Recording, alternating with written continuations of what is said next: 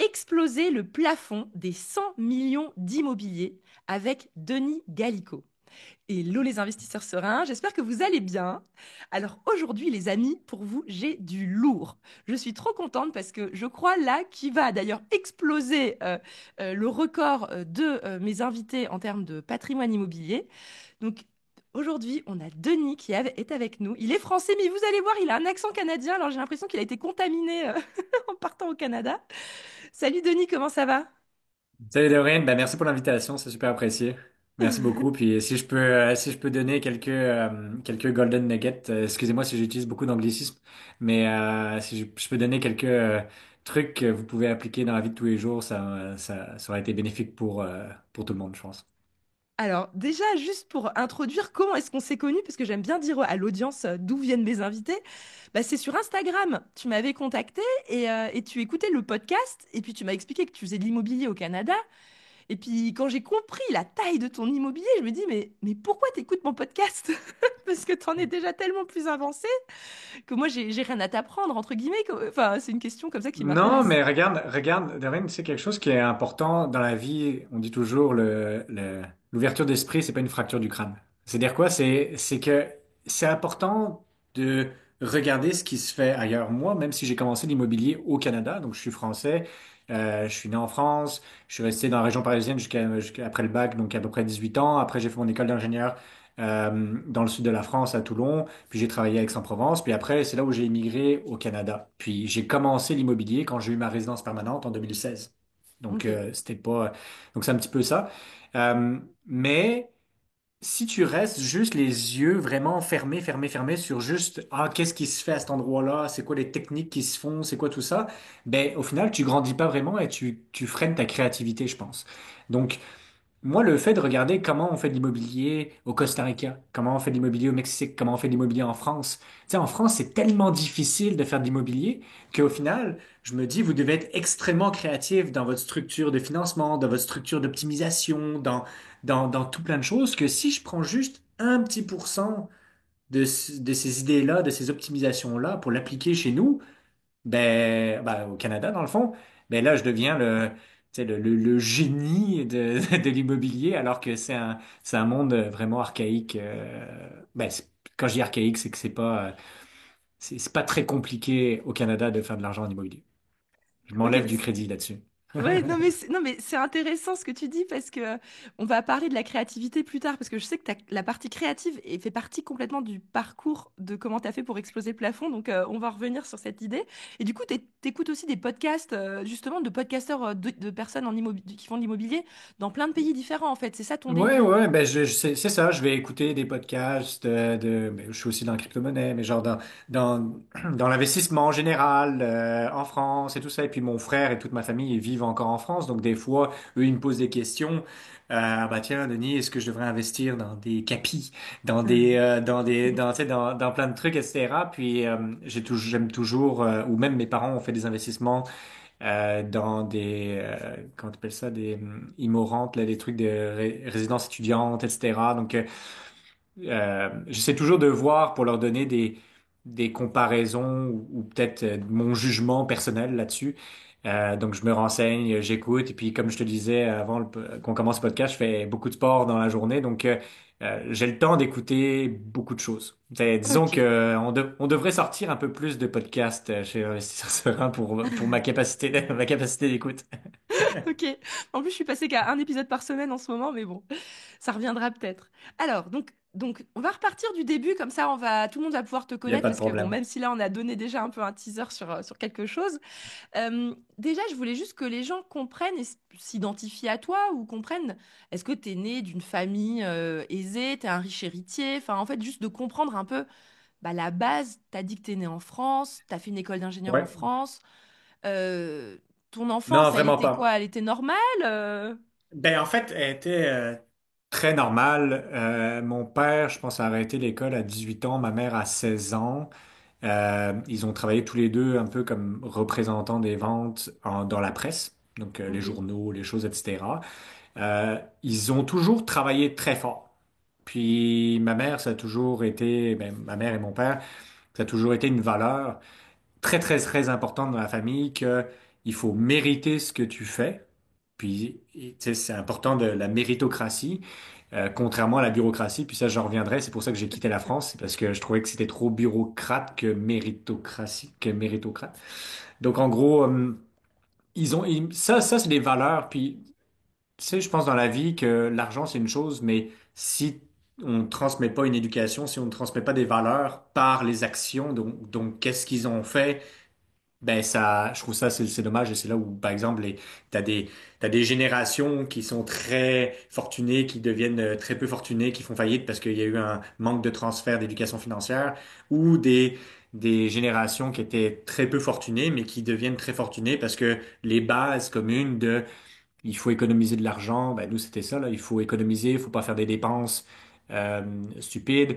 Il faut investir un petit peu, mais très, très, très, très, très frileux dans l'investissement. Ils ont fait, puis là, je pourrais te le dire après, mais en gros, c'était ça. C'était ça. C'est, je te dirais, classe moyenne moins.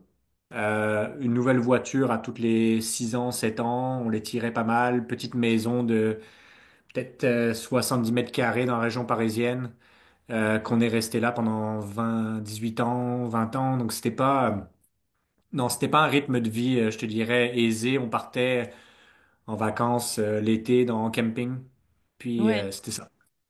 Et donc, en gros, t'étais bonne élève, t'avais un caractère un peu particulier, un petit peu fonceur. Ça, j'ai pris les caractères de ma mère, je pense que très hyperactif. Donc, je te dirais que tous les sports, je les ai faits, puis j'en ai fait beaucoup, même comme du volleyball, etc., niveau peut-être plus élevé. Bon élève, je te dirais que oui, tu sais, c'est sûr on nous mettait vraiment bien la pression pour bien travailler. Et puis c'est marrant parce que j'ai un frère qui a 11 ans de plus que moi, qui est très, Gilles, qui t'a parlé, qui est très bon élève, puis qui a fait école d'ingénieur, qui a toujours beaucoup travaillé. J'ai un autre frère, 9 ans de plus, qui était toujours très doué, mais qui a jamais rien foutu, puis il l'a poussé. Puis moi, j'étais un peu entre les deux. Il fallait que je travaille.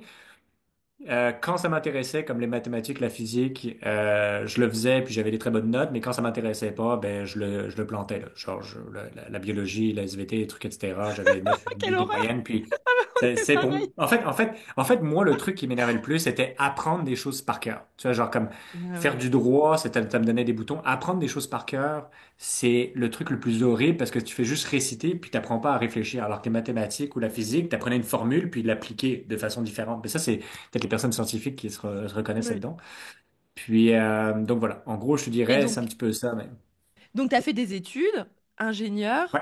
euh, et, euh, donc là, parce qu'il faut qu'on avance, parce qu'il y a tellement de choses à raconter Ben oui, ensuite pour oui, arriver oui, oui. jusqu'à 100 millions que du coup, là, on part de zéro euros. Donc, c'est pour ça qu'il faut qu'on voit un peu de... Donc, qu'est-ce que tu as fait comme premier métier? C'est quoi tes métiers de départ, un petit peu ton point de départ Ingénieur en électronique et radiofréquence, donc je designais des cartes de circuits intégrés pour de la biométrie, des trucs de radiofréquence pour contrôler comme des passes d'autobus, des passeports, des trucs, etc. Nanana. Je faisais Donc, tu as vraiment de commencé salarié. l'électronique. Ouais, j'ai Ouais. commencé salarié, donc prépa intégrée, 3 ans d'école d'ingénieur, après salarié pendant, je te dirais, 2 ans.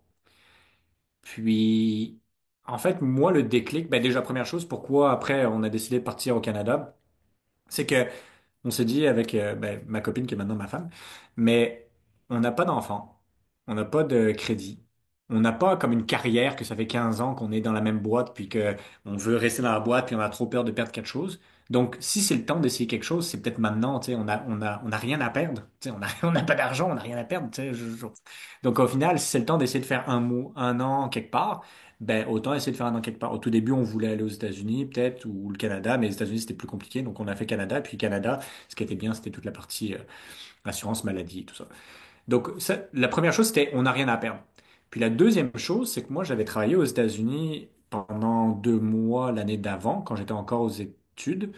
Ben, en fait, quand j'étais aux études, j'avais travaillé 2 mois aux États-Unis dans un camp de vacances. Puis c'est là où j'ai découvert, je te disais, la méritocratie. Puis c'est là où il y a comme tout qui est connecté. Ça a connecté avec mes valeurs familiales, avec tout ça. Puis je me suis dit, attends une minute. Dans mon cursus d'ingénieur, ils ont déplacé la retraite 2 fois, l'âge de la retraite. OK? Passé de 60 à 62 ans, je sais plus combien c'est maintenant, mais en gros, ce que je veux dire, c'est que, puis là, je me disais, mais Denis, faut être fou. de croire que quand tu seras rendu à 62 ans, la retraite, elle sera pas à 75. Tu sais, C'est clair. et puis, il faut être fou de se dire que faut attendre que le gouvernement te nourrisse des petits vers de terre dans la bouche comme un oiseau, là, puis Mm. que tu vas dépendre de ça pour vivre ta vie. Non, tu sais, c'est impossible parce que le pouvoir d'achat, l'inflation, le truc, etc. Au final, la retraite, ça vaudra plus rien, là. Tu sais, on te donnera trois cacahuètes, puis on te dira de vivre avec ça, puis ça marche pas, tu sais.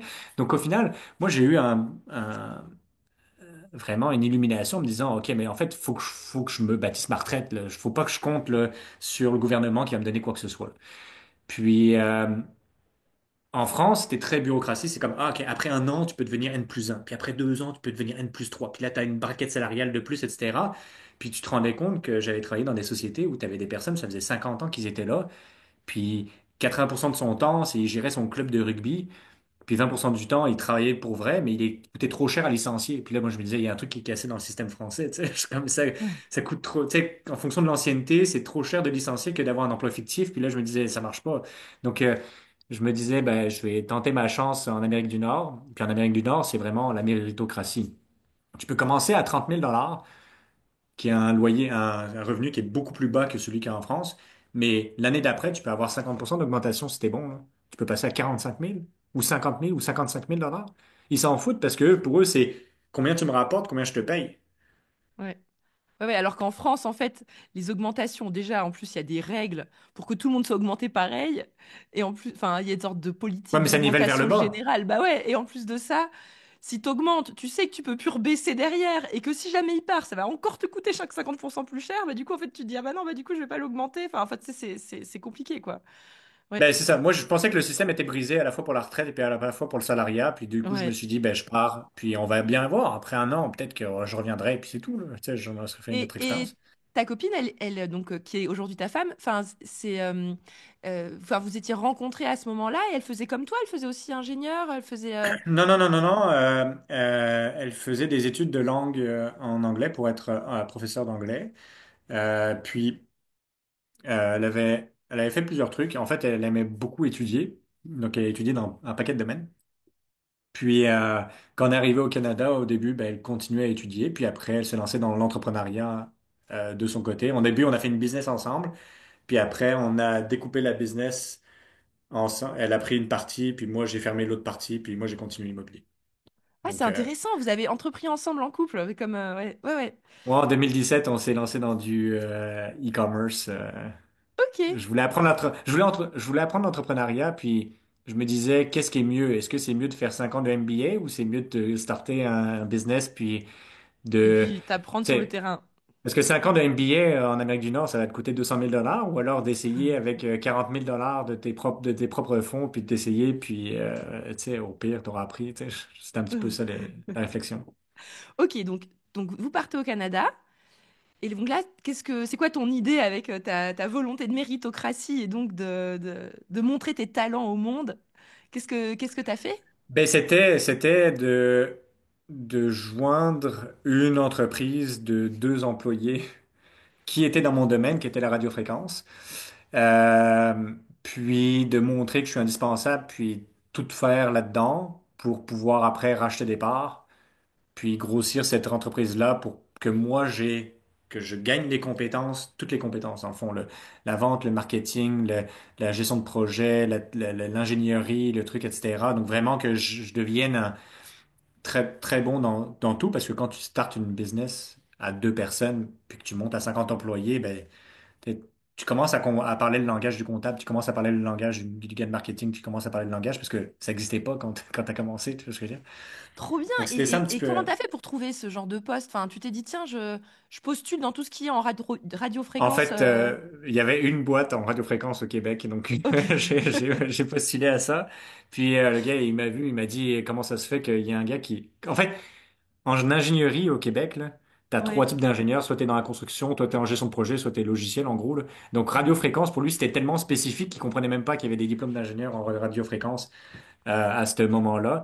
Donc lui, il était comme c'est parfait, je vais payer un ingénieur 30 000 $ par année alors que ça vaut 110 000 $ Et pour lui, c'était une super affaire, là. C'était comme, je vais payer quelqu'un qui est très compétent, très spécialisé, pas cher. Ouais, il savait Puis pas que c'est là, t'allais lui racheter des parts et non, enfin, mais c'est ça. ok. Donc c'est ça. Donc c'est, on a créé cette compagnie, puis c'est une compagnie qui existe encore. Moi, j'ai vendu quelque part. J'en ai encore des parts, mais je suis plus actif dans le truc. Dans le fond, vous savez sûrement c'est quoi? C'est des bracelets RFID. Donc, tu sais, quand tu vas dans des festivals ou quand tu vas dans la station de ski, tu as des petites cartes, puis tu Ah passes à oui, travers des oui. gates, etc. Donc, moi, je designais toutes les portes de contrôle d'accès pour à la fois les festivals de musique et à la fois les skis, les stations de ski ou les installations permanentes. Puis, tu pouvais aussi lier ta carte de crédit, ta carte bancaire pour faire des paiements. Tu pouvais faire un paquet d'affaires, poster sur tes réseaux sociaux. Donc, on faisait ça, c'est une compagnie qu'on a montée de 2 à 50 employés, à peu près 15 millions de dollars de chiffre d'affaires, puis voilà. Donc ça a été finalement ton premier gros enrichissement dans ta vie, c'est-à-dire le Oui, moment où oui, tu oui, oui, t'es, je te dirais de 2013 à 2020, là, 2021, ça a été comme gros scale-up ton premier d'entreprise. bloc, quoi, ton premier gros bloc d'enrichissement, ça a été ça. Et tu as réussi du coup à avoir des parts au fur et à mesure de tes années et Ouais. de ton implication. Et, euh, et donc, quand est-ce que l'immobilier, il est rentré dans ta tête par rapport à tout ça? En 2016, parce que nous, au début, on avait un visa d'un an, puis après, on a recumulé un visa de 2 ans, puis après, on cumulait on disait, ah, bon, on va avoir la résidence permanente parce qu'on se plaisait, on aimait la méritocratie, on aimait le fait d'avoir 4 vraies saisons, on aimait les gens, on aimait les opportunités d'affaires qui étaient incroyables parce que ici au Canada, tu peux ouvrir une entreprise en 3 heures. Tu vas sur Internet, tu ouvres une entreprise en 3 heures, puis à l'époque, tu pouvais aller chercher une marge comme une ligne de crédit, je sais pas comment ça s'appelle, mais genre un prêt d'entreprise de 100 000 dollars en une semaine. Ah oui, Donc, tu sais, euh, tu peux pas, tu sais, genre, tu peux pas être à découvert de plus de 2000 dollars, de 2000 euros en France. Puis, il faut te montrer un plan d'affaires de fou furieux pour avoir 2000 euros de prêt. Puis, nous, c'était 100 000, tu vois. Donc, on pouvait très rapidement, si tu avais une bonne idée puis tu voulais te lancer en entrepreneuriat, après il y a toujours les risques, hein, tu peux aussi avoir oui, une oui, idée oui. pourrie puis t'endetter de 100 000. Mais ce que je veux dire, c'est que donc voilà. Mais en gros, donc c'est short. On aimait toute cette partie-là. Puis en 2016, on a eu notre résidence permanente. Puis le lendemain, euh, je voulais pas m'acheter un appartement, pas m'acheter une maison, mais je voulais m'acheter un triplex. Donc en gros, c'est nous un triplex, c'est 3 appartements. Dans le fond, c'est un immeuble Ouais, de ouais, rapport je de trois précise parce appartements. que ça, c'est un langage canadien, parce que en France, un triplex, ça veut rien dire. C'est qu'en fait, Bah, un immeuble de rapport de 3 appartements. voilà, c'est un 3 lots. triplex. Et un duplex, c'est un immeuble de rapport de deux appartements. Exact. Voilà, ok. Mais ça, parce qu'en France, un Voilà. duplex, ça veut juste dire un appartement sur deux étages. Mais c'est un seul Ah non, non, appartement. non, non, non, non, C'est pour ça que excuse-moi. ça Donc, veut. Non, mais c'est un pour ça que je le immeuble, précise. Donc un ça, triplex, donc tu tu fais t'es très dit, tiens, bien. j'achète un immeuble de trois appartes. Et je vais vivre dans un. Ok.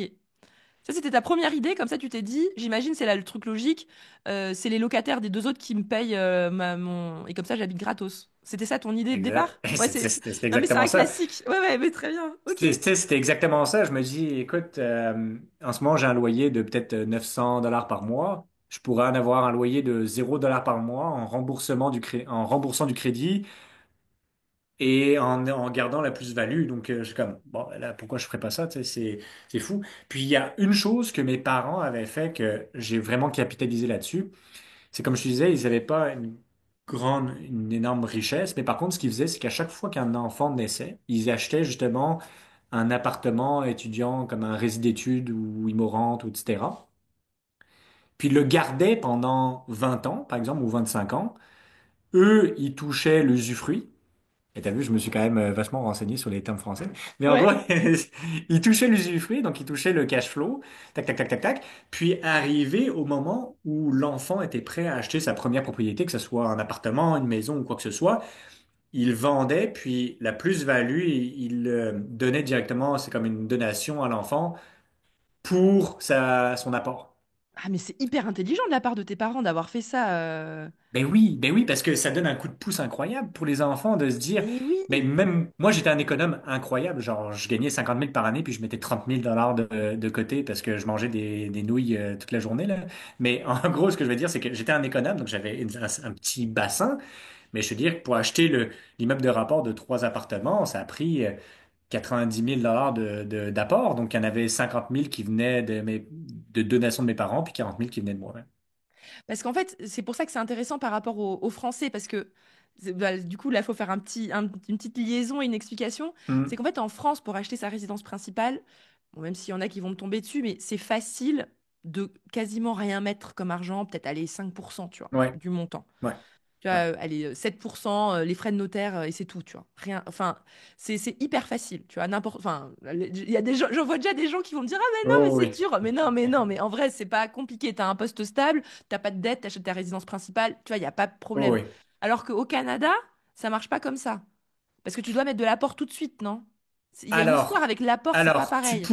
tu pourrais, le minimum que tu peux mettre en apport, c'est 5%. Ok. C'est-à-dire que la Donc c'est quand banque même va te possible. prêter. C'est possible de mettre un 5%, mais là, je t'ai pas compté les frais de notaire. Tu as les frais de notaire en plus, nous, ce qu'on appelle la taxe de bienvenue. Nous, les frais de notaire, c'est pas très cher, c'est comme un avocat, mais après, tu as une taxe qui s'ajoute, mais vous, il y a tout qui est mis dedans, des frais de notaire, mais bref. Mais en Ok. gros, ce que je veux dire, c'est que oui, je te dirais, il y a un 5 à 10%. Imagine que tu achètes une maison ou un appartement, tu peux mettre 5 à 10% Ok. en résidence principale. Ok, donc ça va, c'est plutôt bien. C'est plutôt bien. Par contre, c'est pas les mêmes taux d'intérêt.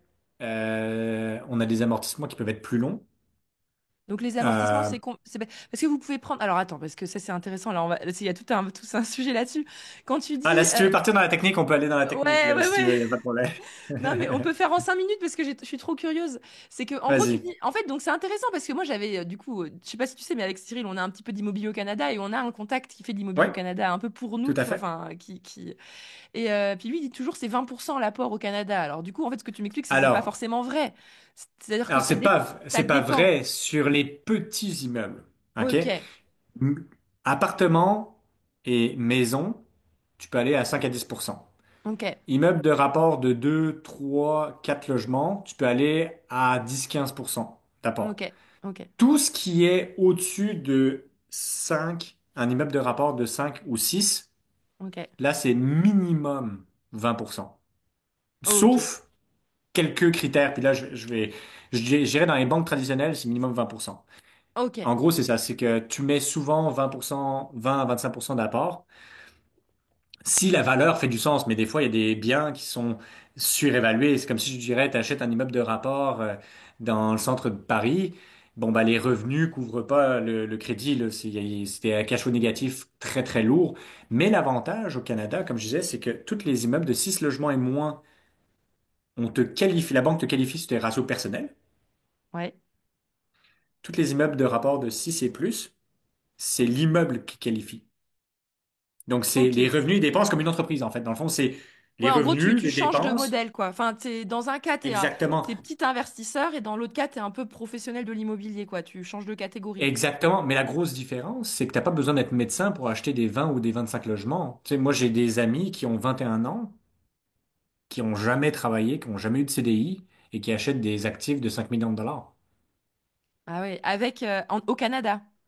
au Canada. Ouais, Parce que l'actif, il l'a trouvé, il y a énormément de revenus, peu de dépenses, du coup un très gros profit net. Puis quand tu couvres quand tu mets la dette dessus, le crédit, ben, tu arrives encore à faire du cash flow positif. Donc la banque, elle est comme... La banque, eux, c'est très très simple.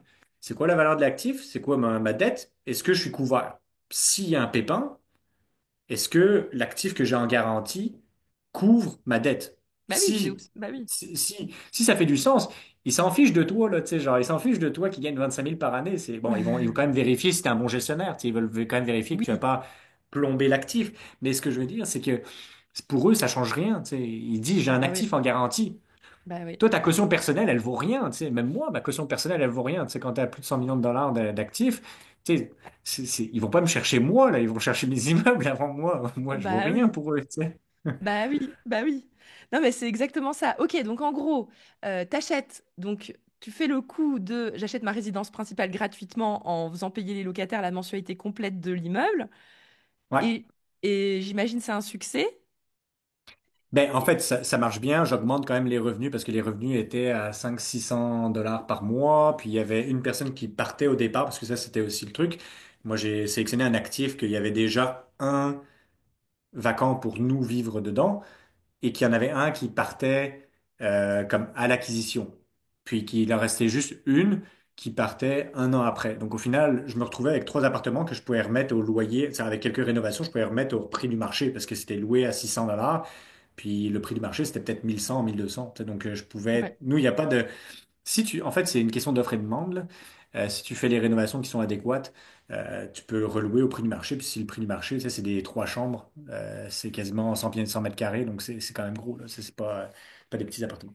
Bref, donc moi, j'ai rehaussé les loyers en un an, 2 ans. T'as pas fait de Puis colocation j'ai avec ces grands apparts si c'était... non, nous, ça Non? se fait pas. Nous, ça se fait pas. La colocation, c'est vraiment quand t'as plus de jus à presser dans le citron, puis tu continues à essayer de le presser. Tu vois ce que je veux dire? Au Canada, en toute transparence, c'est comme des chimpanzés pourraient faire de l'immobilier au Canada, là. Genre, t'as pas besoin de faire du Airbnb, t'as pas besoin de faire de la... Tu sais, quand je leur explique qu'il y en a qui louent meublé pendant 9 mois, qui après ils font du Airbnb pendant l'été, ils me disent, mais pourquoi ils se font chier comme ça? Tu sais, je suis comme, je fais comme, ben parce que sinon t'as pas de rendement. Tu sais, mais nous, on loue nu. Puis on a du rendement, tu sais, c'est pour ça que je te dis le potentiel d'optimisation, il est exceptionnel. Là, on Ah commence à ouais. parler de co-living, on commence à parler de justement de peut-être colocation, mais colocation plus plus, là, du co-living, je sais pas si vous Ouais, utilisez le ouais. terme, mais on commence à en parler au Canada, mais c'est tout nouveau, tu sais, mais voilà, donc en gros c'est ça. Puis après moi j'ai fait des formations en immobilier parce que je me suis dit j'aime pas rien comprendre de ce que je fais. Puis là, j'ai fait une déformation, etc. Puis là, j'ai compris le refinancement. Puis le Ah oui, ah refinancement. oui. Ah ouais, le refinancement, c'est génial. C'est incroyable Puis ça. là, puis là, puis là, je me dis, mais attends, mais c'est quoi cette affaire? En gros, j'explique rapidement. Ouais, il faut que les T'achètes un auditeurs, faut qu'ils bien, s'accrochent, ouais, faut ouais, qu'ils écoutent. t'achètes un bien à 500 000 $. OK? Imaginons que tu augmentes les revenus, etc. Tu fais des rénovations. La valeur du bien passe de 500 000, puis là, je vais être grossier, mais c'est pas grave. OK? De Mm. 500 000 à 1 million. Ouais. OK? Parce que tu as revalorisé l'actif, tu as plus de loyers, tu as fait des rénaux, tu as fait tout ça. La banque, tu es d'accord que c'est toute une question de c'est quoi l'actif collatéral que j'ai? C'est-à-dire que Oui, c'est quoi l'actif que j'ai en garantie? Donc, si j'ai un actif qui vaut 1 million, puis que j'ai une dette de 500 000, je suis très sécuritaire. Excuse-moi, même pas 500 000 parce que tu as été financé 400 000 sur le 500 000. oui, Donc, ouais. sur le 500 000 d'achat, tu as été financé 400 000. Puis là, tu as un actif d'1 million de dollars. Donc eux, ils se disent, la banque, elle est dans la business de prêter de l'argent, tu comprends? Donc eux, ils se disent, ben là, j'ai un RPV, ce qu'on appelle nous un ratio prêt-valeur, donc un ratio entre la valeur de ton bien et puis ton prêt de 0,4, de 40%. Donc voilà. Donc nous, ce qui est possible, c'est de dire, ben, j'aimerais refinancer la propriété. Donc basé sur la valeur d'1 million, est-ce que tu peux me prêter 80%? Donc, tu as toujours le 200 000 de buffer, de marge. Tu as toujours le 200 000 de marge. C'est-à-dire que tu as un actif d'1 million puis 800 000 de dette. Et puis là, eux, ils sont, bah, il n'y a pas de problème. J'ai un actif en Ils, garantie d'1 million de ils ont vingt dollars. pour cent de buffer, comme tu dis, ouais, de Ils ont 20% sécurité. de buffer. Ils sont dans la business de faire un prêt. Ils te doublent ton crédit. Puis pour eux, ça fait du sens. Donc là, hop, moi, je refinance 400 000 de plus, parce que j'ai 400 000 de dette. Puis là, je refinance 800 000, donc j'ai un 400. Donc imaginons que j'ai fait des travaux pour 100 000.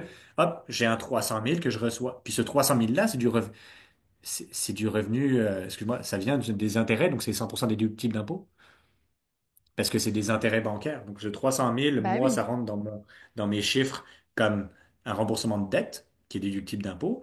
Puis ce 300 000-là, ben moi, je peux le prendre pour acheter un autre immeuble, l'optimiser, le refinancer, retirer, racheter un autre immeuble, refinancer, optimiser, etc. Bah, ce qui est intéressant, en fait, parce que je réfléchis en même temps, c'est que, en fait, la banque, elle a vraiment envie, en fait, de prêter de l'argent. Parce que ça lui rapporte de l'argent. Parce qu'en fait, en Ben oui. France, ce qui est bizarre, c'est que, en tout cas, c'est que j'ai l'impression que la France, les banques, ça les saoule de prêter de l'argent. Parce qu'en fait, les taux sont peut-être... Alors, est-ce que c'est par rapport aux taux qui sont trop bas, qui fait que, du coup, au Canada, parce que les taux sont plus élevés, non? C'est ça? Parce que... Les taux sont plus élevés, mais en fait, les taux, c'est toujours une question de combien ça coûte à la banque d'emprunter de l'argent, puis c'est quoi le spread, en gros, c'est quoi la marge. Ouais, Imaginons la qu'ils en prennent, différence entre... Ouais. Attends, la différence entre leur réexplique coût ce point parce d'emprunt. que j'ai peur que les gens n'arrivent pas à suivre. Parce que la Oh, ouais, banque c'est pas grave. ouais, ouais, le spread et tout, je pense La qu'il banque faut... emprunte, par exemple, imaginons la BCE, la Banque Centrale Européenne, Ouais, elle a des fonds, mais imaginons, je dis n'importe quoi, 12 milliards de milliards de dollars. Elle le prête à, je sais pas c'est quoi votre taux directeur en ce moment, imaginons c'est 3%.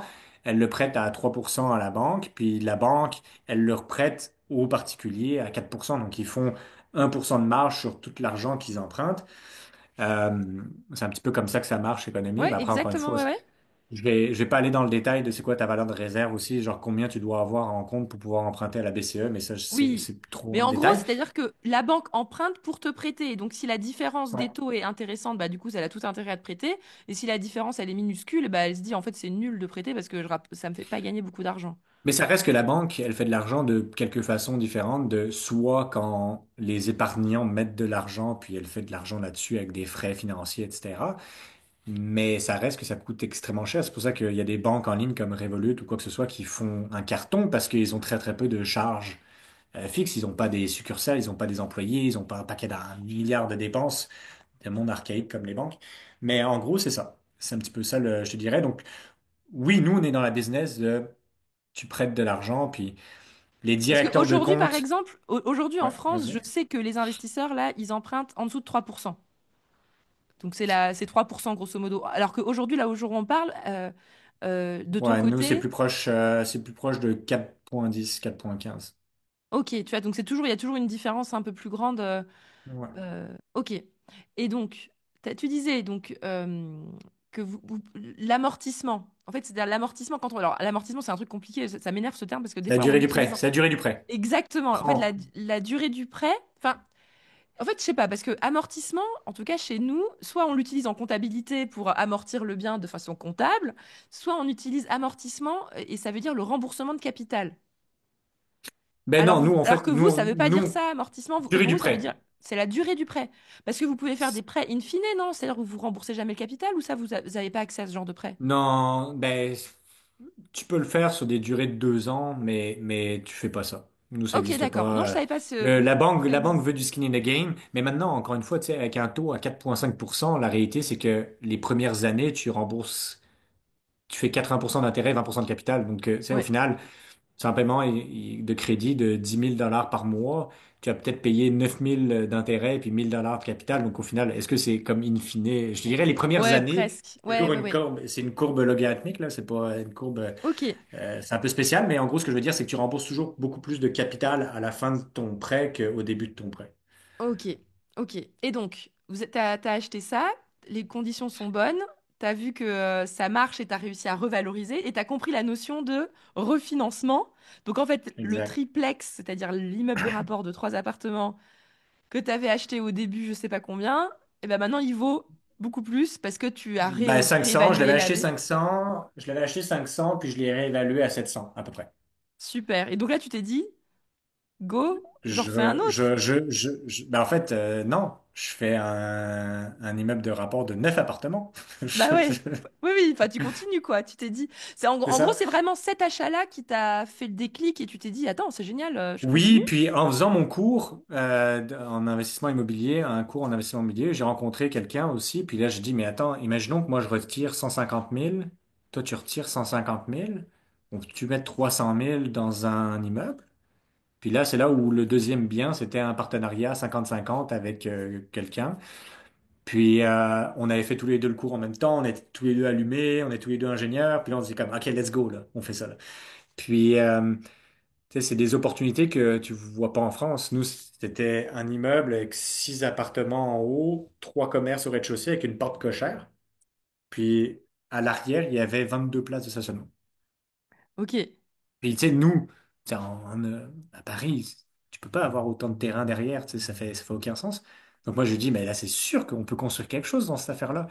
Puis, j'ai- je dis toujours, là, si j'avais su à quel point ça aurait été de la merde, je l'aurais jamais fait. Mais je ne le savais pas, j'étais innocent. Donc des fois, une partie d'innocence fait en sorte que ça peut marcher. Mais en gros, c'est ça qui s'est passé, c'est que on a acheté cet immeuble avec ce que j'appelle de l'optionnalité. Donc il y avait le premier plan, c'était est-ce qu'on peut ressortir tout notre argent avec un refinancement en optimisant l'immeuble existant. Donc les 6 appartements plus les 3 commerces, est-ce que j'arrive à augmenter les loyers, à faire des rénovations, etc., pour refinancer et ressortir notre 300 000 dollars d'apport qu'on a mis à l'intérieur? C'est la Ok, première j'ai chose. compris. Donc en fait, parce qu'il faut juste préciser un truc pour les gens aussi, parce que ça, ils vont peut-être pas comprendre, c'est que la banque, comme elle a compris, par exemple, que tu avais, donc tu as acheté ton premier triplex de résidence principale, enfin, avec ta résidence principale dedans, Tout à à fait. 500 000, et tu as fait une réévaluation, et tu t'es dit, ah oui, maintenant, ça vaut 700 000. Donc tu es allé voir la banque, tu lui as dit, Hello, regarde, maintenant, ce que j'ai acheté, ça vaut 700 000. Donc, file-moi 200 000. 150, puis Ou 150 ou 150 000, 200. peu importe. Et en fait, c'est juste pour que les gens comprennent, c'est qu'en fait, tu n'as pas eu à vendre cet immeuble. Non, Tu ne non, l'as non, pas non. vendu. Voilà, mais je le J'ai pas précise parce vendu. que c'est peut-être pas évident pour tout le monde. En Mais fait, non, parce la que quand banque, elle tu t'a fait un vends, chèque à 150 000 en mode achète ce que tu veux avec, de toute façon, parce que je suis garantie avec ton en immeuble. fait, elle Donc, m'a fait un prêt. Elle m'a fait un ouais, prêt. Le refinancement, c'est un prêt. Elle m'a c'est ça. augmenté Elle ma t'a refait dette. un prêt, elle a augmenté ta dette.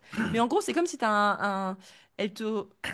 En fait, c'est juste que c'est inconcevable en France. C'est juste, enfin, en tout cas, en tout cas à Oui, l'échelle oui. des gens qui écoutent, c'est que euh, la banque, en fait, elle te fait un chèque, entre guillemets, en mode fais ce que tu veux avec 150 000 balles, quoi. Alors que c'est sur le prêt Mais immobilier, quoi. C'est juste que c'est un. oui, ben, est-ce que, encore une fois, c'est peut-être c'est réfléchir, d'être créatif. Est-ce que vous pouvez avoir des deuxièmes rangs? Est-ce que vous pouvez avoir un premier prêt, puis un deuxième prêt, par exemple, sur le même actif? Est-ce que ça existe? Oui, oui, oui, moi je pense, je pense. Après, Bon, moi bah je alors, en suis fait, pas vous dans ce pourrez le niveau-là. faire. Oui, je pense. Mais je pense que en fait, c'est-à-dire que c'est des choses qui sont accessibles, je pense, au niveau supérieur. Malheureusement, j'ai pas encore interviewé beaucoup d'investisseurs immobiliers qui sont l'étape du dessus Oh, par ouais. rapport à nous. Mais je pense qu'à l'étape du dessus, ça fonctionne comme ça. Mais je sais pas Parce que encore, tu tu peux vois. mettre des deuxièmes rangs, nous, ce qu'on appelle des deuxièmes rangs. C'est un premier rang bancaire, tu as un deuxième rang, etc. Puis, si le premier rang bancaire, donc la première banque, caisse d'épargne, n'importe quoi, qui te finance ton actif, puis au final, ton actif, tu sais, même si c'est une maison qui vaut 400 000, puis tu n'as plus que 100 000 de dette dessus, ben, tu as 300 000 dollars. Tu sais, l'actif, il est très, très peu leveragé, très, très peu Bah oui. endetté. Donc, au final, même si la caisse d'épargne ne veut pas faire la deuxième tranche, tu peux très bien aller voir la BNP qui va mettre une autre tranche de 100 000 derrière, parce que même là, ils se disent, ben, écoute, même si tu es en défaut, on récupère une maison qui vaut le double de la dette qui Bah est oui. là, donc il n'y a aucun stress. Mais oui, mais voilà, mais c'est ça, mais c'est juste pour expliquer, parce que tu vois, là, je pense que là, maintenant, c'est bon, ils ont compris. Mais c'est juste que j'ai peur que tout le monde ne suive pas en disant, mais il a vendu, il a pas vendu, parce que c'est pas forcément intuitif Non, chez nous, tu vois. parce que quand tu vends, tu as un gain en capital, tu as de l'impôt, tu as tout ça, alors que quand tu fais un prêt, donc une Ouais, deuxième tu tranche, hein, réempruntes avec tu ton refinancement. réempruntes, donc voilà. Et alors, Donc pourquoi elle moi, j'ai était réemprunté foireuse? 150 000, Et pourquoi elle j'ai était foireuse réemprunté ces alors? 150 000. Ben, en fait, elle n'était pas foireuse, mais comme je te dis, c'est que j'ai remprunté 150, je me suis mis en partenariat avec quelqu'un qui avait 150, avec 300, on a acheté l'immeuble. Ouais. Puis c'est là où je te dis, T'espérais recréer. l'optimisation en deux temps. Ouais, ouais. L'optimisation en deux temps. Donc la première, l'idée, c'est est-ce qu'il faut que ton scénario financier, il fonctionne au minimum avec la première option. Donc la première option, c'est j'augmente les revenus du commercial et des résidentiels avec des travaux, etc. Est-ce qu'après, je peux refinancer? Est-ce que je peux aller chercher une deuxième tranche de crédit et rembourser mon 300 000, notre 300 000 qu'on a mis à l'intérieur? Après, développer à l'arrière de l'immeuble, c'est du gravy, là, c'est du bonus. Tu vois ce que je veux dire?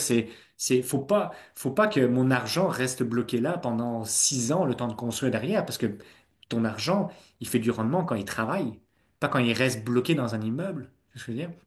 Donc en gros, nous, c'était la première truc. Puis là, c'était comme, OK, est-ce qu'en 12 mois, on peut revaloriser l'immeuble de façon astronomique pour pouvoir ressortir nos 300 000? Oui, parfait.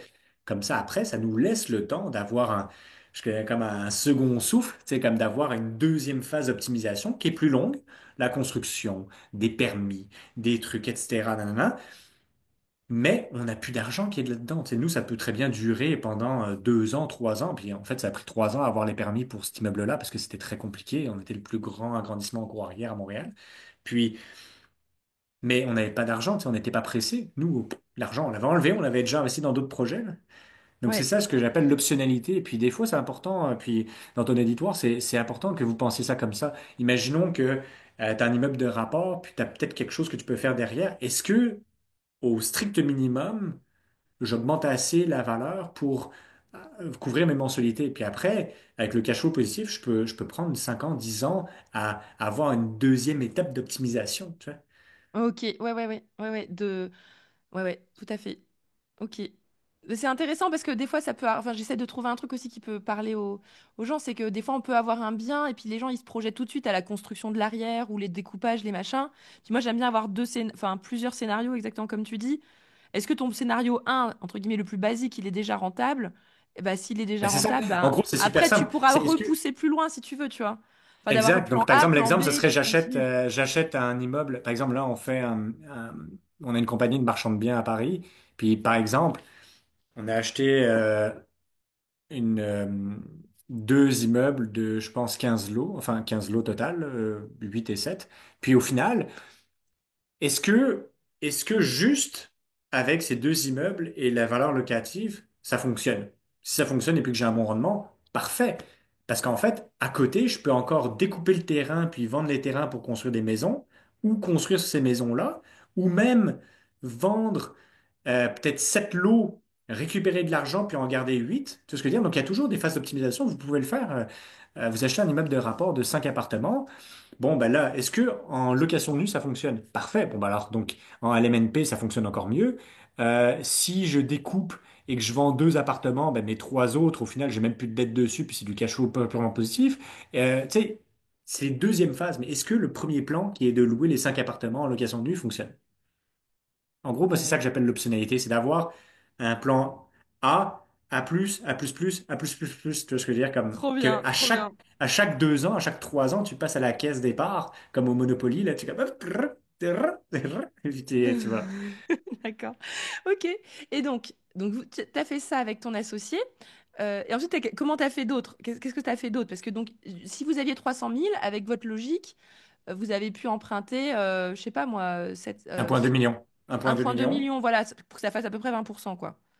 Ouais, c'est ça. Ben là, nous, c'était 25. Ouais, Avec ça, 300 000, on a acheté un actif d'1,2, on l'a revalorisé à 1,8, on a ressorti notre 300 000. Euh, Puis après, cet actif-là, on a développé à l'arrière pour ajouter 12 appartements à l'arrière. Puis ces 12 appartements, ça nous a coûté 3,5 millions, puis ça a été valorisé 5,5. Donc ah là, on ouais. en a ressorti plus que notre coût. Donc en fait, c'est bien quand tu ressors ton apport, mais c'est encore mieux quand tu ressors plus que ton apport. Je veux Bah dire. oui. Parce que là, euh, tu sais, quand tu commences, tu veux juste ressortir au strict minimum. Au pire, même si tu laisses 5%, c'est déjà très très bien parce que tu sais, comme tu n'as plus que 5% d'apport dans le deal, ça, c'est très bien. Mais nous, il y a des coups de circuit qu'on a fait où ben, on mettait 300 000. Ben, cet immeuble-là, c'est pas compliqué. On a mis 300 000, puis on a ressorti 2,1 millions. Ok. Ok, ouais, donc c'est trop bien. Donc ça, c'était à l'arrière. Et alors, tu dis tout le temps on, comme si ça. Mais là, c'est parce Donc, que c'était avec mon partenaire. Là, c'était avec ouais, ça, mon c'était avec partenaire. ton On a fait un partenaire. projet ensemble. Ok, On a et fait un alors, projet ensemble. C'est le seul qu'on a fait ensemble. mais alors, ça, tu peux en parler ou pas? Comment ça s'est passé l'association? Parce que moi, ça m'intéresse beaucoup. Oui, Est-ce que tu trouves que avec le recul, c'était une bonne idée? Est-ce que, enfin, regarde, la réalité, c'est que, je vais te dire, la vie, et puis ça, c'est un livre de Annie Duke qui s'appelle Thinking in Bets. La vie, c'est pas un jeu d'échecs, c'est un jeu de poker. Le jeu d'échecs, tu vois toutes les pièces qui sont devant toi, puis tu peux te dire, OK, si je joue ça, etc. Une game de poker, c'est les odds, les probabilités. En fait, tu as une main, tu sais pas, tu as peut-être 80% de chances de gagner, mais ça se peut que tu perdes. Tu vois ce que je veux dire? Donc en fait, il faut toujours jouer avec les cartes que tu as dans la main. Et puis moi, je dis toujours, il vaut toujours mieux être dans l'action que d'essayer de prévoir tout ce qui... Tu n'auras jamais la certitude exacte de qu'est-ce qui va se passer dans le futur. Puis moi, j'ai fait un cours avec lui. Ça a duré 6 mois. On a parlé, on travaillait, etc. On se dit, bah, écoute, on fait un projet. Au pire des cas, qu'est-ce qui se passe? On le ouais, vend. Tu sais, c'est quoi le pire? Je me marie pas avec toi, là. Genre, on fait pas quelque chose d'illégal. Tu sais. Au pire, on le vend. Puis si ça marche pas, on le vend pas. Si ça marche, si ça marche encore bien, ben, on en achète d'autres. Si ça marchait moyen, ben, on va juste rester celui-là. Et je te dirais que on avait des valeurs qui étaient similaires. C'était le premier truc qui était important, d'avoir des valeurs similaires, de pas essayer de prendre des raccourcis, de faire des trucs illégaux, etc. Ça, c'est la première chose. La deuxième chose, c'était au final, pourquoi on n'en a pas fait d'autres? C'est parce que on était trop identiques. Moi, j'étais brillant en mathématiques, en finance, en trouver des deals, puis lui, c'était pareil. Donc, nos deux forces n'étaient pas complémentaires. On était tous les deux pourris en construction. Oui. Donc on s'est fait arnaquer par l'entrepreneur général par l'artisan que vous avez qu'on a engagé parce qu'on était tous les deux des stupides en construction. Donc tu vois, au final, est-ce que moi j'ai toujours je veux pas être entouré de personnes qui ont des compétences ou des expertises identiques aux miennes. Je veux pas qu'on ramène un ballot de tâches comme la tenue de livre, la comptabilité, le légal, bah tiens, aujourd'hui tu as du temps, ok, bah c'est toi qui le fais. Mais non, c'est pas comme ça que ça marche. Moi, je split les tâches par rapport à ton expertise. Je veux que la personne à qui prend la tâche, ce soit le meilleur pour faire cette tâche-là. Donc au Mais final, donc c'est ça pour a ça été qu'on n'a une pas fait. Ouais, c'est génial. Mais en fait, non, mais Ça a bien marché, mais c'est juste que au final, moi, je voyais pas il y grandir avait plus avec ce d'intérêt. En fait, il y partenaire. avait plus d'intérêt à rester ensemble parce que finalement, la valeur apportée, enfin, mutuelle, en fait, t'apportes rien, entre guillemets, à part du cash. Et c'est dommage, quoi. Puis on apportait la même part tous les deux, donc tu sais, Bah ouais, c'était. Au final, c'est juste un système FIFO, là. On prenait un ballot de tâches, puis on se le splittait en fonction de qui avait du temps, mais c'était pas basé sur l'expertise, puis ouais. je trouve que c'est pas scalable, tu peux pas Donc, grandir comme ça. comment t'as continué? Parce que donc là, maintenant, dans la conversation, on en est à peu près à un patrimoine à presque 10 millions ou 8 millions, je sais pas, avec ton terrain arrière et ton Peut-être devant. 8-10 Quel- millions, ouais, peut-être Voilà. 8-10, 8-10. Donc alors, Mais comment t'as fait là? moi, je continuais à acheter tout seul aussi. Donc, j'ai acheté des 6 logements, des 8 logements. Je dirais pour à peu près aller à 80 logements. Donc, je faisais à peu près la même technique. J'optimisais, je refinançais, moi de mon côté, etc.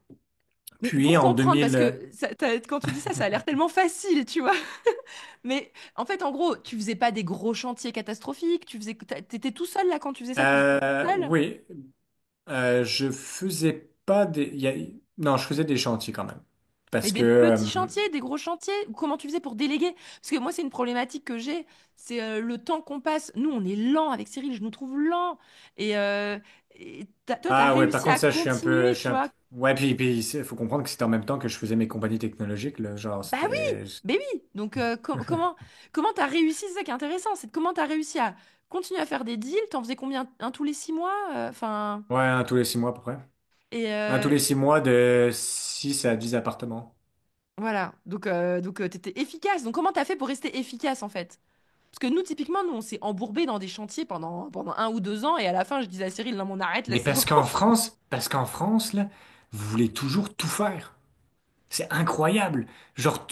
Ah ben non, je vais pas engager un peintre, je vais pas moi-même. Ouais, non, mais nous, on Moi, n'a rien moi, fait, je, mais je suis d'accord, mais moi, je on calcule est. toujours la valeur de mon temps. C'est quoi la valeur de Bah mon ouais. temps? Si mon temps, c'est 200 $ de l'heure et que j'engage quelqu'un à 75, ben, tu sais, je gagne 125 à chaque fois. Donc, au final, moi, ma force, c'était quoi? C'était trouver et négocier. Je suis très, très fort en négociation. Donc, il y avait des propriétés qui étaient sur le marché à 1,2 million, puis je les ai achetées à 840 000, par exemple. Donc, je faisais un très gros profit à l'achat. Donc, j'ai acheté quelque chose de très, très, très désévalué parce que soit il y avait des problèmes à résoudre, il y avait un peu de contamination à l'amiante, il y avait des trucs, etc. Moi, je disais toujours, t'es payé quand tu résous des problèmes. Acheter un immeuble de rapport qui est déjà à 100% optimisé, tout beau, etc., ben, t'as pas d'upside, t'as pas de plus-value à créer. Si t'as pas de plus-value à créer, ben, c'est accessible à tout le monde. C'est accessible au médecin qui fait 1 million par année. Tu sais ce que je veux dire? Donc, en gros, moi, je dis toujours, cherchez les brebis qui boitent. Je cherche, genre, les immeubles les plus défoncés, puis, puis genre, d'acheter ça, que ça soit un vol à l'achat, que je puisse faire des rénovations qui sont assez importantes là-dedans. Puis moi, c'était toute une question, en fait, de modélisation financière, là. C'est Et en genre, OK, fait, si j'achète un actif à 800 000, l'entrepreneur général, sur un budget fixe, me dit que ça va coûter 500 000 de réno. Parfait. 1,3 million. Puis après, je me dis, bah, ben, basé sur les loyers futurs, ça va valoir combien cet immeuble-là? Bon, ça va valoir 2 millions. Bon, bah, parfait. Ben, let's go. Comment on le fait? Pour moi, c'était juste des mathématiques, là. C'était super et, et, simple. mais non, mais c'est super intéressant parce que tu vois, là, j'apprends tellement aussi enfin, en t'écoutant, c'est trop bien. C'est que t'avais quand même un côté lâcher prise parce que tu vois, typiquement avec Cyril, c'est un peu pour ça que j'avais mis un stop après le troisième immeuble. C'est que Cyril, il allait tout le temps vérifier les travaux pour que tout soit parfait, etc. Et en fait, ça prenait un temps de dingue. Toi, tu as réussi à faire confiance en mode, écoute, on fait les travaux 80-20, c'est pas grave si c'est pas parfait. Ou comment tu as mis en place ton système de contrôle Ben, pour que ça en fait, avance? il y a deux, trois trucs qui sont importants. Déjà, un, il y a une différence entre déléguer et délaisser. Il y a beaucoup de personnes qui pensent déléguer, mais ils délaissent. C'est de dire comme, ah, bah tiens, vas-y, fais ça, puis ils partent aux Maldives, puis ils reviennent dans 3 mois, puis ils comprennent pas que c'est tout, tu sais, ça n'a pas été fait comme il fallait. Moi, je délègue. Donc, ça, c'est la première chose. La deuxième chose, c'est que je mets des processus. Tu l'as vu en ingénierie, une erreur que tu prends au début de ton processus te coûte moins cher qu'une erreur que tu prends à la fin de ton processus. Donc, au final, moi, c'était super simple. À chaque semaine, c'était on est rendu où, on est rendu où dans l'avancement du projet, puis tu as consommé combien de temps, en fait, combien d'heures et ça coûte combien. Donc, par exemple, cette semaine, si tu as fait, par exemple, 10% du budget puis que tu as avancé 10% de la rénovation, parfait, let's go. Si tu as dépensé 20% du budget puis tu as avancé 5% de la rénovation, il y a un gros problème. Puis là, il faut mieux le prendre tout de suite, le problème, tu comprends? Et là, tu Donc, moi, arrives je à avoir faisais à des chaque, interlocuteurs? Enfin, t'avais un gars à qui tu parlais, qui était le un chef de gars, chantier. le chef de chantier. Puis à chaque semaine, c'était dis-moi, il y a combien d'heures qui ont été. Ben, on est rendu où dans le budget? On est rendu où dans l'échéancier? Puis c'est 1 heure de meeting, là. C'est pas très long. Tu peux faire ça avec un Excel. Tu n'es pas obligé d'avoir un système comptable. Ça peut être super simple. Tu prends Ok. la soumission initiale. Tu regardes, bon, bah là, on est rendu où? Dans le placo. OK, on est rendu où dans le placo plat? Parfait. On est censé avoir dépensé ça comme budget. Puis là, elle me dit, ouais, mais là, c'est là où tu commences à voir, ah ben là, il y a des extras ou là, il y a des trucs. Puis moi, il y avait aussi tout un système d'approbation. Toute dépense de plus de 250, elle doit être approuvée. 250 euros, enfin dollars, quoi. Par Ou exemple, de... dollars ou Ok. euros, ça dépend de ton threshold. Donc, si tu as un dépassement parce que le gars, il a ouvert un mur puis s'est rendu compte qu'il y avait de la moisissure derrière puis qu'il doit faire quelque chose, ben, il m'appelle. Ok. S'il pense que ça, il va passer plus que 2 heures Et là-dessus. donc, attends, parce que moi je creuse, désolée là, pour bien comprendre, Vas-y, vas-y, vas-y, c'est continue, que continue. en gros, nous on appelle ça en France un maître d'œuvre, en gros un gars qui Ouais, gère le exact. truc, et tu le prenais qui était dans la boîte ou t'en prenais un externe à la boîte qui faisait les travaux pour qu'il y ait une sorte de, comment on appelle ça, de d'indépendance en fait dans le suivi du chantier. Tu vois ce que je veux dire ou Ouais. pas? Parce que si Mais tu prends la... c'est pas indépendant, c'est l'entrepreneur général. Est-ce que tu m'entends toujours bien? Parce que Ouais, mes écouteurs ont comme. Ok, c'est bon. ouais, je Euh, t'entends toujours très bien. euh, Nous, c'est l'entrepreneur général. Moi, c'est Donc plus une c'est, question tu prenais une d'imputabilité. entreprise Tu m'as avec... dit, tu m'as dit, ça allait prendre 8 semaines pour ce budget-là. Puis nous, ça n'existe pas, les pénalités de retard, les trucs, etc. C'est pas possible. Mais en gros, tu m'as dit que ça allait prendre 8 semaines sur ce budget-là. Parfait. Après, il y a des fois où lui, il gérait tous ses sous-traitants, donc le plombier, l'électricien. Par exemple, lui, dans son staff, il avait peut-être juste des charpentiers qui faisaient des divisions, mais il engageait un électricien, il engageait un plombier, comme ça, boum, pour faire les projets. Donc lui, il modélisait tout ça, il me donnait c'était quoi le budget. Puis moi, je le suivais à chaque semaine pour voir où est-ce qu'on était rendu. Puis il y a des fois où je lui disais, ben tiens, regarde, dans ta soumission, la toiture, ça me semble vraiment cher, je vais m'en occuper moi-même. Donc là, je vais appeler un gars de toiture, puis là, je me rends compte que le gars de toiture, il me le fait 5 000 $ de moins. Ben, c'est moi qui vais gérer le gars de toiture, là. Mais sinon, la majorité du temps, je faisais affaire avec un contremaître, Et, comme un maître d'œuvre. et, ok, et comme tu avais donc plusieurs immeubles en chantier en même temps, j'imagine, parce que si tu en achètes tous les six Ouais. mois, il y a toujours un peu des overlaps de plusieurs chantiers, tu arrivais à avoir une entreprise avec qui tu travaillais tout le temps, ou est-ce que tu variais les entreprises et tu en avais Ben, ça plusieurs? arrive que je varie les entreprises, mais souvent, je m'assurais que les personnes avec qui je travaillais, ils étaient capables de scaler avec moi. Tu sais, Ok. donc, le gars, je lui garantis une charge Des de chantiers travail. en Tu sais, permanence. Bah ouais, ben, c'est bon. Tu sais, il y en a des artisans qui trop bien. tu les bookes pendant un an, ils sont contents, là. Tu sais, Ok. Non mais trop bien. Non mais c'est trop bien. Là, tu me motives trop pour le quatrième immeuble parce que nous on s'est endormis là. Donc en gros, donc là tu continues de ton côté, tu arrives à me faire grossir ton patrimoine. Est-ce qu'à un ouais. moment donné, tu changes de stratégie et tu dis, il faut que je change de stratégie ou est-ce que tu restes tout le temps sur cette même stratégie? J'ai En peut-être fait, des immeubles. je te dirais que oui. Il y a eu 2 points culminants. Je te dirais, j'ai atteint mon indépendance financière très tôt. Pourquoi? Parce que j'ai un rythme de vie qui est très simple. Puis ça, c'est l'erreur que font 80% des personnes. Elles ont un salaire plus gros, ils s'achètent la nouvelle voiture, ils s'achètent le nouveau truc, etc. Le plus grand appartement, plus grosse télé. Moi, je vis très, très, très, très simplement. Là, j'ai la même voiture depuis 5 ans. On a le même appartement depuis 2016. Tu sais ce que je veux dire dans le triplex. Mais c'est ce que je veux dire, c'est que on vit très simplement. Donc, mon indépendance financière, je l'ai eu très tôt. Et ce qui ça a permis, c'est que tout ce que je faisais, c'était vraiment par plaisir. Puis ça change parce que quand tu dois faire des choses pour l'argent, c'est là où tu fais les mauvaises décisions. Parce que quand tu fais quelque chose pour l'argent, ben, tu vas te forcer à prendre un contrat, tu vas te forcer à acheter un immeuble, tu vas te forcer à faire ça parce que tu dois le faire, sinon tu n'as pas de revenus, ou tu dois le faire parce que tu n'as pas d'œuvre, de maître d'œuvre, whatever, pour les constructions.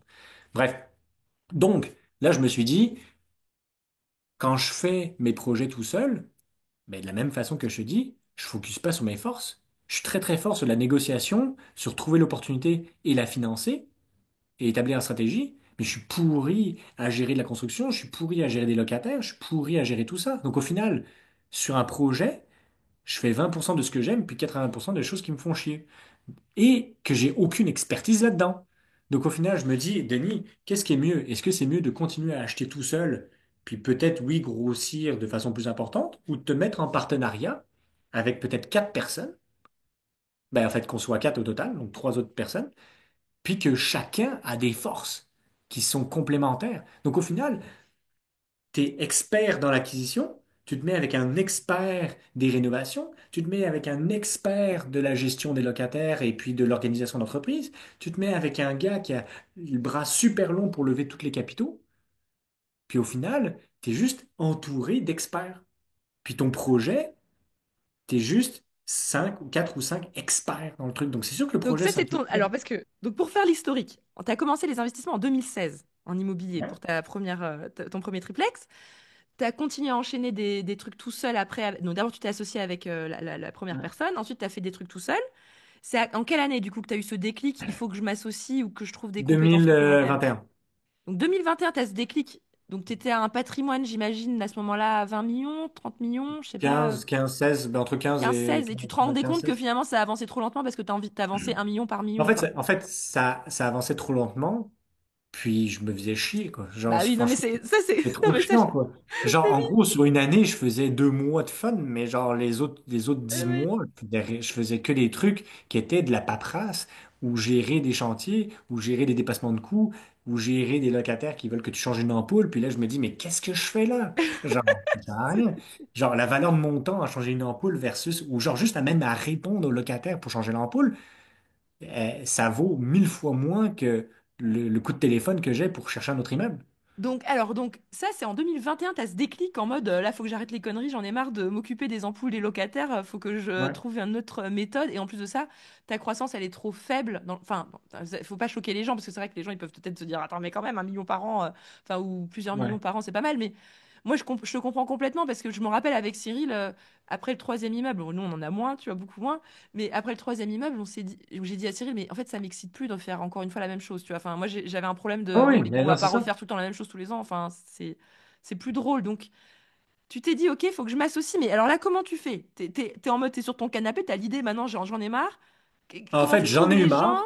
Comment tu fais? J'en ai eu marre, puis j'ai commencé à en avoir marre, puis ça matchait aussi avec le fait que même avec ma compagnie de technologie, c'était c'était le COVID, ça a toujours changé un petit peu beaucoup de choses, etc. Bref, long story short, j'avais l'impression d'avoir fait le tour dans la partie technologique. Donc là, je me disais, ben, je veux faire quelque chose de nouveau.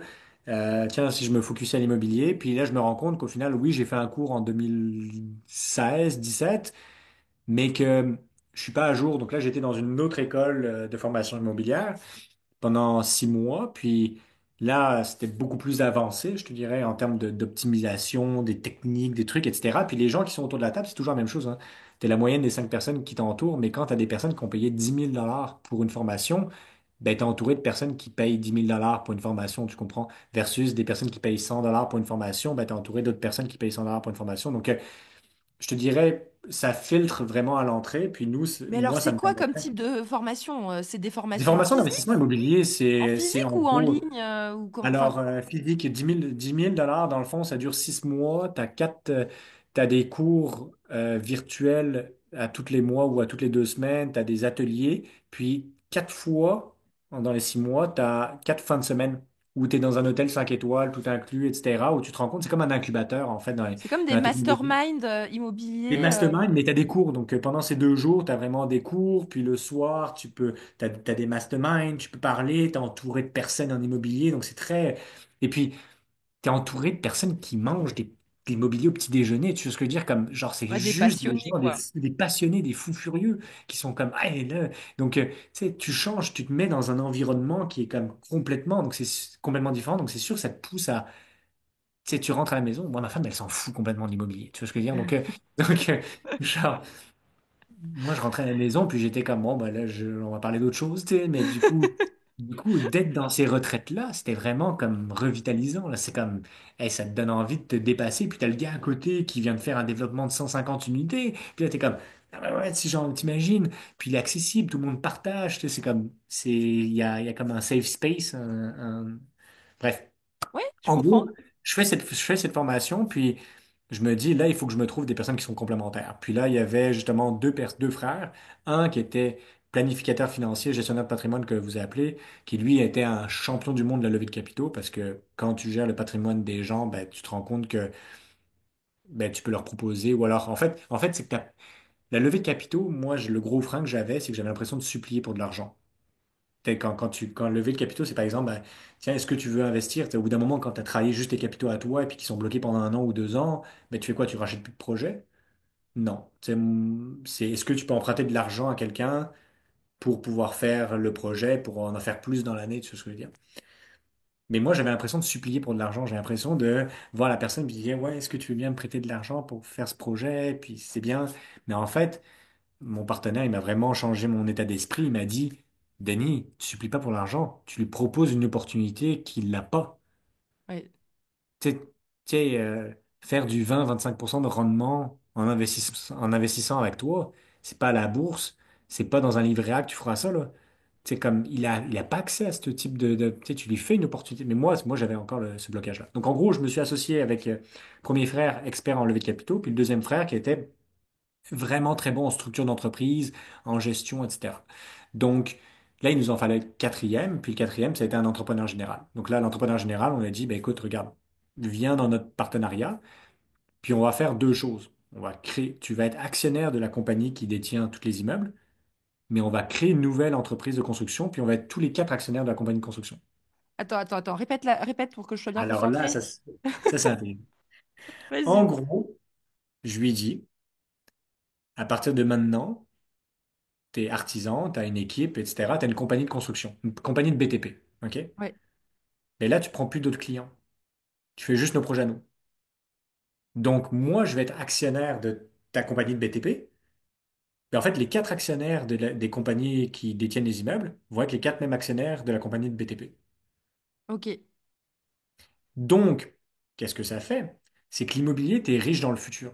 Tu sais, c'est pas avec l'immobilier, c'est pas avec les cash flows que tu vas pouvoir payer, tu sais, que tu vas pouvoir t'enrichir ou maintenir un rythme de vie. C'est pas avec Avoir une vie de dingue, je 5% suis de ton d'accord. immeuble que tu vas payer ton épicerie. Là, ça marche pas, tu sais ce que je veux dire? À moins que tu fasses du Airbnb ou de la location court terme qui te fait très, très, très, très cash flow. Mais quand tu fais de la détention et que nous, on refinance à chaque fois comme des enragés, tu crées pas de liquidité. Tu es riche dans le Bah oui. futur. Dans le futur, quand toutes les dettes seront payées, ben, tu auras 150, 200, 300 millions d'actifs, puis tu seras correct. Donc là, le fait d'avoir la compagnie de BTP, la compagnie de BTP chargeait les rénovations avec un profit, puis c'est ce petit profit-là qui nous permettait de vivre tous ensemble. Et comment Donc, et ça m'intéresse la répartition des parts en fait entre les quatre. Parce que vous mettez à quatre, vous êtes en mode on fait 25, 25, 25, 25. exact, c'est ça qu'on s'est dit. On s'est dit On vous s'est dit, on s'est Ok. dit, on est tous les quatre des champions du monde dans notre domaine. Tu vas pas commencer à dire, est-ce que ton 25% d'acquisition, il vaut plus que ton 25% de levée de capitaux? C'est comme, non. Tous les quatre 25, puis ça évite les chicanes, les trucs, etc. Donc il y en a. Et Alors juste pour comprendre bien, toi t'es celui qui trouve les deals et qui les négocie. moi, après le T'as notaire, je suis disparu. Après le De notaire, quoi? j'existe plus. Après le Ouais. notaire, j'existe plus. Après le notaire t'existe plus. Celui qui lève les capitaux, tu travailles un petit peu avec lui, j'imagine, pour les montages Ouais. et pour les présentations aux banques. Tout à fait, tout à fait. Mais en fait, non, non, non. Excuse-moi, lever de capitaux, c'est pas avec les banques. Les banques, c'est moi qui le fais. Lever de capitaux, c'est d'aller voir Dorine, qui a 2 Ah, millions d'euros à d'accord. investir. Ah, donc Puis vous prenez. l'apport, il vient Ok. pas de nous autres. L'apport, il vient de... Ok, d'accord. Ah oui, non, mais désolé, j'avais pas compris. En fait, finalement, vous avez dû aller chercher de l'argent à l'extérieur pour avoir plus de fonds au démarrage. Mais parce qu'en fait, Dorine, quand tu achètes près de 80 appartements par année, tu comprends qu'au bout d'un moment, tes fonds propres Bah, ils sont... bah sont un peu oui. limités, tu comprends? Bah, dès que tu vas accélérer, en fait, c'est logique. C'est ça. Donc nous, ce qu'on se disait, c'était de se dire, on fait du 25, 30, 40% de rendement sur le projet. Si on en donne 20 à quelqu'un qui met l'apport, et puis au refinancement, on lui rembourse son apport. Mais alors, comment t'as fait enfin, quel est le modèle, du coup, des gens pour qui donc, vous trouvez des particuliers ou peu importe des entreprises, peu importe qui, mais qui sont prêts à placer de l'argent chez vous. Euh, Ouais. c'est quoi la structure juridique? Alors Ils nous, on font crée c'est une des nouvelle obligations? entreprise. On crée une nouvelle entreprise à chaque fois. Ok, donc vous avez une nouvelle entreprise par immeuble Exactement. et ils ont des parts, du coup, de l'entreprise de l'immeuble. Exactement. Donc, par exemple, nous, notre compagnie s'appelle Imo Alliance. Imo Alliance détient 75% de l'immeuble. Ok, Le partenaire qui met l'apport va détenir 25% de l'immeuble. ok. Au refinancement, parce que c'est là où c'est intéressant pour le partenaire passif, au refinancement, on lui rend son argent, mais il garde ses 25% d'immeuble. Ah ouais! Donc là, lui, il fait un rendement infini parce qu'il a plus d'argent dans le deal, puis il continue à Et quand tu dis lui, donc par exemple, il a vous gardez 75, lui, il a les 25. Et quand tu dis lui, c'est plusieurs personnes, ça peut être un groupe, c'est-à-dire un Ouais, pool de. ça dépend le montant. Quand on a besoin de 25 millions d'apport, je te dirais c'est un groupe. Quand, quand on a besoin de 500 000, c'est une personne. Ok, ok. Ok, trop bien. Et comment il fait pour les trouver, ces gens-là qui sont prêts à mettre ce genre de somme? C'est son Mais réseau? parce que lui, c'est des connaissances, des hommes d'affaires qui ont fait beaucoup tu sais, quand tu es conseiller en gestionnaire patrimoine, tu peux Ah ouais, tomber des fois t'as sur des ton personnes portefeuille. qui ont des fortunes et puis qui sont placées dans un livret A à 2%. Puis tu dis, ben écoute, regarde, moi, je Ouais. reste totalement neutre, je te fais une présentation. Est-ce que c'est quelque chose qui t'intéresserait de faire du 12, 13, 14, 15% ou 20%, tu sais? Donc c'est sûr que t'expliques bien les risques, t'expliques bien les avantages, t'expliques bien la durée du placement, t'expliques bien tout ça. Mais c'est un petit peu comme ça. Et puis là, on va me dire, oui, il y a les normes de l'AMF, il faut faire attention, ta. Il y a comme plusieurs points qu'il faut vérifier dans toute la sollicitation pour de l'investissement. Mais nous, c'est un petit peu ça. Ok, donc toi, tu gères, trouver les projets, un peu les banques, lui, il trouve les capitaux, l'autre, L'apport, lui, il trouve l'apport. l'apport. Ensuite, tu as celui qui gère le chantier. Et Ouais. ensuite, une fois que le chantier est fini, c'est le gestionnaire qui gère tout le parc, quoi. Par exemple. Et il gère aussi la structure d'entreprise, tout ce qui est légal, les avocats, les Voilà. comptables, la tenue de livre, les trucs, etc. Donc, Ah, voilà. c'est vachement bien réparti, c'est pas mal ça. Enfin, Ouais, c'est assez équilibré en fait finalement comme charge de travail, je trouve. ouais. Enfin, ça m'a l'air pas mal. Ah ouais, c'est cool. Ok, attends, faut que j'accélère parce que je sais que t'as un timing Ouais, rapide. ouais, ouais. Alors, les trucs, choses rapides que je voulais voir avec toi. Donc, je pars du principe du coup qu'avec ce système-là, avec cette association, tu as réussi à exploser le plafond des 100 millions. Parce qu'au fur et à mesure, évidemment, quand tu as dit que tu as plus de 100 millions, tu as dit 110 millions, c'est ça, de patrimoine total? Ouais, ben, ça dépend si c'est en euros ou en dollars canadiens, mais je te Ouais, dirais ouais. 100 millions en dollars canadiens. Mais là, on avance, on commence à avoir une croissance vraiment exponentielle. Donc, ça monte très, très vite, là. Bah ouais. Et attends, et ce que je voulais comprendre, c'est qu'évidemment, ça, c'est pas la somme totale du patrimoine de la société, c'est vraiment ce que toi, en fait, t'as en proportion de tout ce que, de Alors, il y tout a, le non, bâtiment. en toute transparence, je te dirais qu'il y a peut-être un 20 millions, 25 millions que j'ai personnel, puis après le 100 millions est divisé à 4. Disons, on va dire Ok, ça comme ça. ok, non, mais c'était juste pour me Bon, rendre compte. 100 millions est divisé à 4. Bon, c'est déjà pas mal. Et la Oui, c'est 25 ça. millions. Ça monte vite parce que là, en ce moment, puis en gros, juste pour continuer, puis après, je vais arriver à la fin, puis après, tu pourras me reposer des questions. Mais en gros, avec Ok, ce partenariat-là, on a fait plusieurs étapes. Au début, on a acheté un immeuble de 9 lots. Ça a bien allé. Puis après, on en a acheté 25 l'année d'après. Puis après, on en a acheté 80. Puis, tu sais, on grossissait au fur et à mesure. Puis là, ça commençait à devenir une entreprise. C'était la compagnie de BTB à 20, une vingtaine d'employés. La compagnie de holding, la compagnie qui fait les acquisitions, 5 6 employés. On commence à avoir nos bureaux. Puis, je te dirais que le tipping point, là, le point d'inflexion, là, c'est le moment où on s'est dit, ben, au lieu d'acheter des appartements, des immeubles de rapport, puis les optimiser, juste d'augmenter les loyers puis les garder en immeuble de rapport, c'est comment je peux prendre un immeuble, quelque chose qui est dévalué et le transformer en quelque chose qui est surévalué. Exemple, avec la COVID, les tours à bureaux, là, très dévalué. Pourquoi? Parce qu'il y a tout le monde qui travaille de la maison, beaucoup de vacances, il y a des tours à bureau de 10, 15 étages que ben, t'es de 12 000 mètres carrés où tu as 30% qui est loué. Puis là, du coup, ça dévalue l'actif. Tu comprends, Ah l'actif ouais. est basé sur les revenus. S'il est vacant à 70%, ça va pas très bien, tu sais. Ben, imagine, j'achète un actif comme ça, puis je le transforme en logement.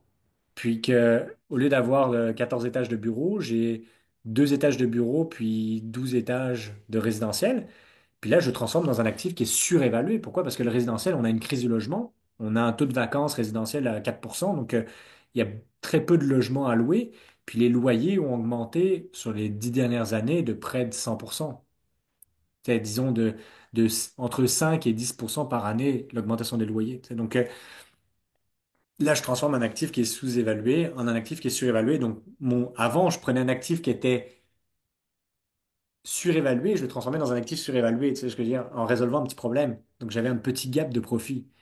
Mais en Ah oui. faisant le sous-évalué à surévalué, c'est là où ça a explosé un petit peu notre compagnie. Pourquoi? Parce qu'on a pu acheter ben, des immeubles à 2 millions qu'on refinançait un an et demi plus tard à 7,5.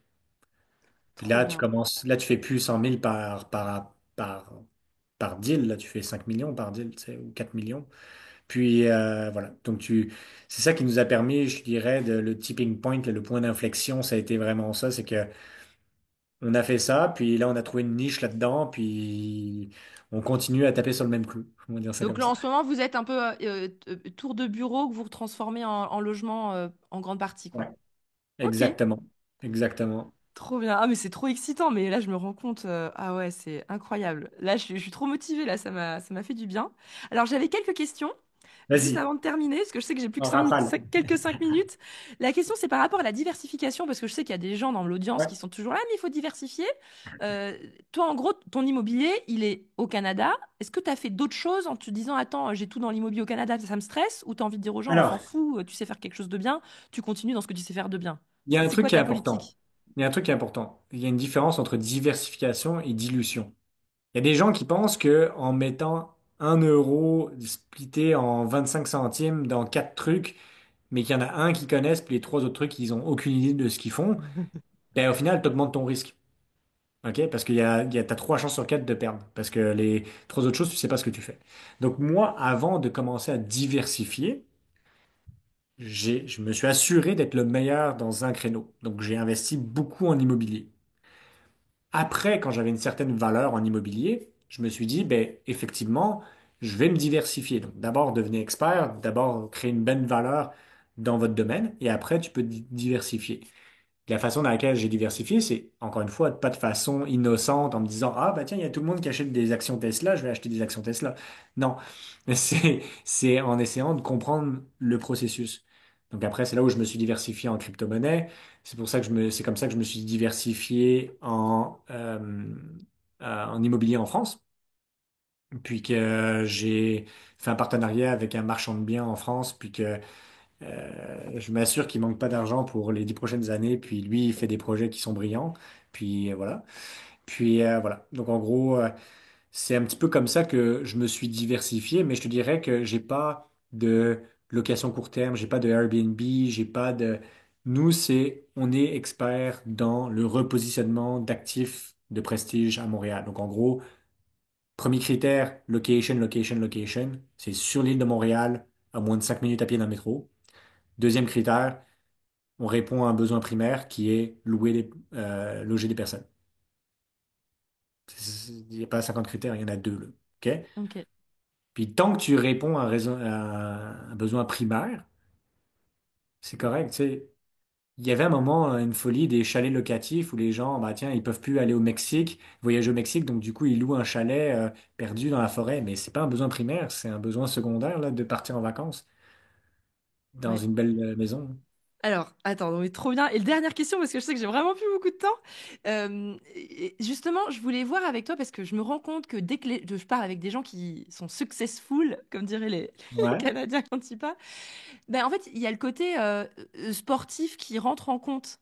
Est-ce que Ouais. pour toi, ta discipline sportive a un lien avec ton succès dans le business ou est-ce que c'est deux choses qui n'ont pas de lien?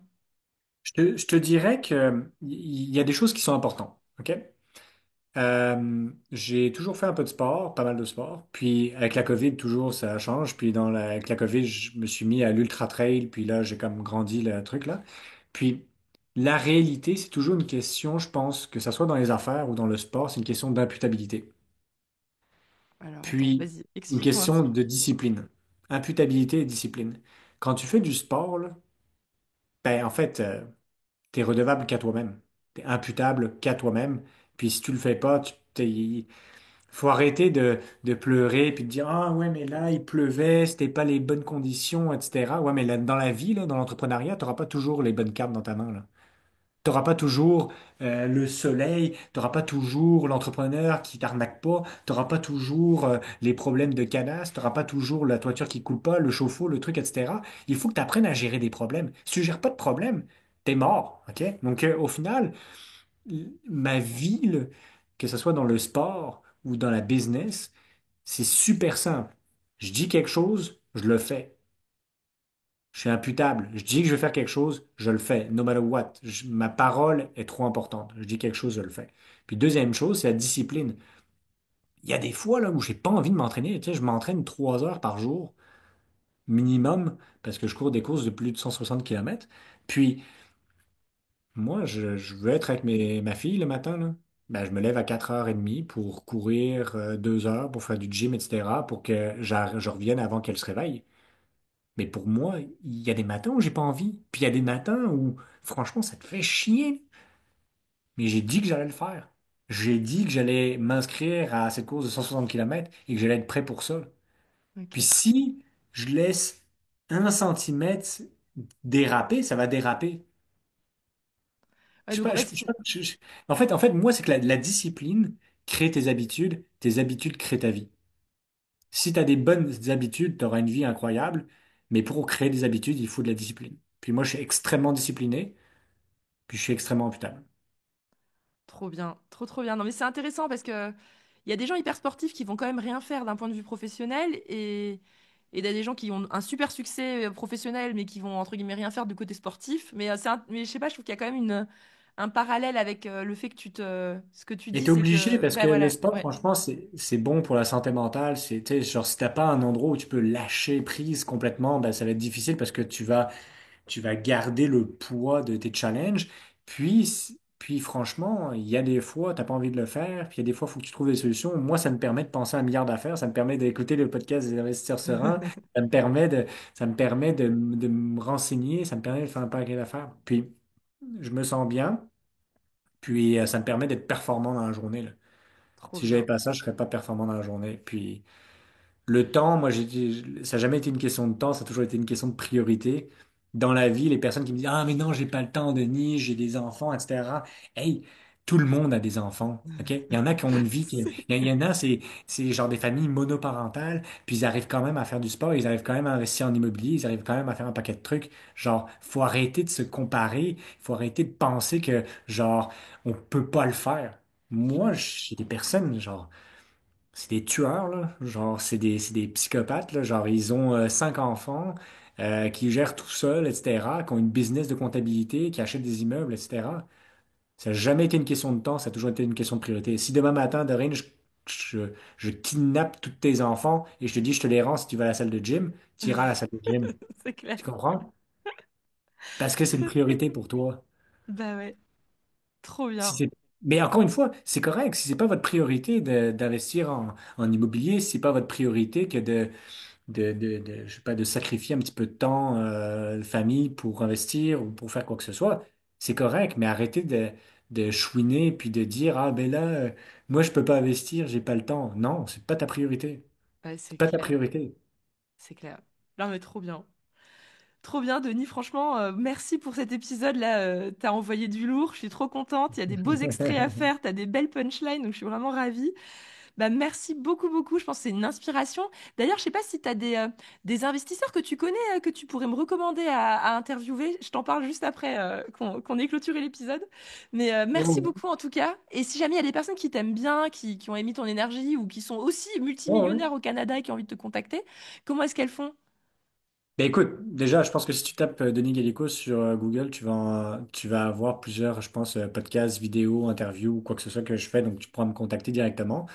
Mais moi, il y a un truc qui est vraiment important, Dorine, puis encore une fois, c'est pour éviter d'avoir perdu ton temps, mon temps et le temps des personnes qui écoutent, là, c'est super important, là. On a quand même parlé pendant peut-être 1 heure et quart, là. C'est super important, là. Marquez dans les commentaires là, de plateformes Spotify, YouTube, etc. Je m'en fous, là. Mettez une golden nugget, genre un key takeaway, je sais pas comment on le dit en français, je suis désolé, une chose qui vous a marqué, que vous trouvez qui est intéressante, ok? Une chose, ok? On en a peut-être 10, 50, ok? Une chose. Mais pas seulement une chose qui t'a marqué, que tu trouves intéressant, c'est une chose que tu as marqué, que tu trouves intéressant, que tu vas appliquer dès lundi. Est-ce que c'est se lever tôt pour aller faire du sport? Est-ce que c'est se renseigner sur du coaching pour faire ça? Est-ce que c'est l'optionnalité? Est-ce que c'est whatever? Je m'en fous. Mais si tu veux pas avoir perdu ton temps à écouter le podcast, puis qu'au final, ça va revenir comme un vieux livre sur une bibliothèque qui va prendre la poussière, puis que tu n'auras rien appliqué de ce livre-là, OK? Et que t'as pas envie d'avoir fait perdre ni le temps de Dorine, ni mon temps à moi, marque dans les commentaires un truc que tu as appris que tu vas appliquer dès lundi prochain. Trop bien. Bah, merci Denis, c'était trop trop bien. Merci à toi. Good? Salut. Bon, parfait. Allez, bye bye. Bye.